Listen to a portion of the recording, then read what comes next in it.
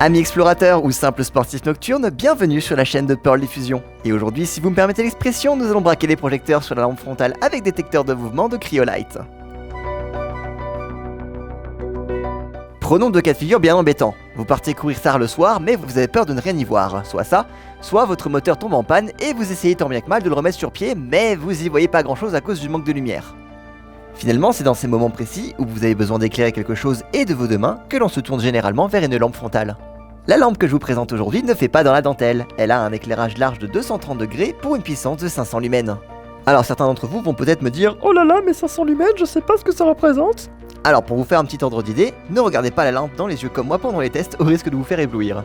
Question batterie maintenant, qu'est-ce que ça donne? Eh ben là aussi c'est pas mal. La batterie a 1200 mAh et tient donc jusqu'à 18 h en charge complète. De quoi prévoir une exploration nocturne prolongée. Pour ce qui est de la charge, c'est pas compliqué non plus, on a un branchement en USB-C prévu à cet effet juste ici sous la languette. Une petite LED passera alors du rouge au vert pour vous indiquer la progression de la charge. Par ailleurs, pour une question de mise en scène, un petit peu plus tôt je me suis fait attaquer par des fantômes. Vous l'aurez peut-être remarqué mais à aucun moment je n'ai pressé un bouton pour faire varier la lumière.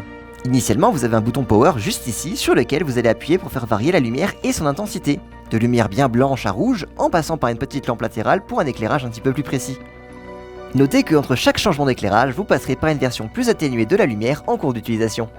Mais quid de cet autre bouton posé à côté du bouton power, vous allez me dire? Déjà, je vous répondrai que vous avez un très bon latin. Ensuite, je vous indiquerai que ce bouton sert à activer le mode de détection de mouvement de la lampe. Quand on appuie dessus, une LED verte s'active sur le côté et elle indique que le mode est actif. Maintenant, passez votre main près du détecteur et pouf, Fiat Lux. Ça fonctionne évidemment aussi dans le noir grâce au détecteur infrarouge de la lampe. Nulle crainte de salir l'appareil si vous avez les mains sales. Vous pourrez alors faire votre meilleur cosplay de Vision des X-Men. Ou peut-être pas finalement. Ah non, ça le fait vraiment pas là. Oui, mais j'ai une grosse tête, vous allez me dire. Pas de panique, une sangle pour régler le serre-tête est disponible à l'arrière de la lampe frontale. Ça vous évitera des grosses marques rouges. Maintenant, imaginons un cas de figure un petit peu moins marrant. Vous vous êtes perdu ou alors vous vous êtes blessé en forêt, pendant la nuit, pendant votre footing, pendant votre exploration, et vous avez appelé de l'aide pour qu'on vienne vous sauver justement. Vous avez la possibilité de leur faciliter la tâche en activant un mode SOS. Appuyez longuement sur le bouton Power et la lampe commencera à faire des flashs régulièrement. Les secours vous trouveront alors beaucoup plus facilement.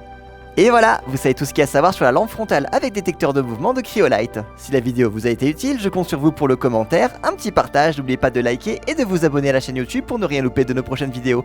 En attendant la prochaine, je vous souhaite une bonne fin de journée.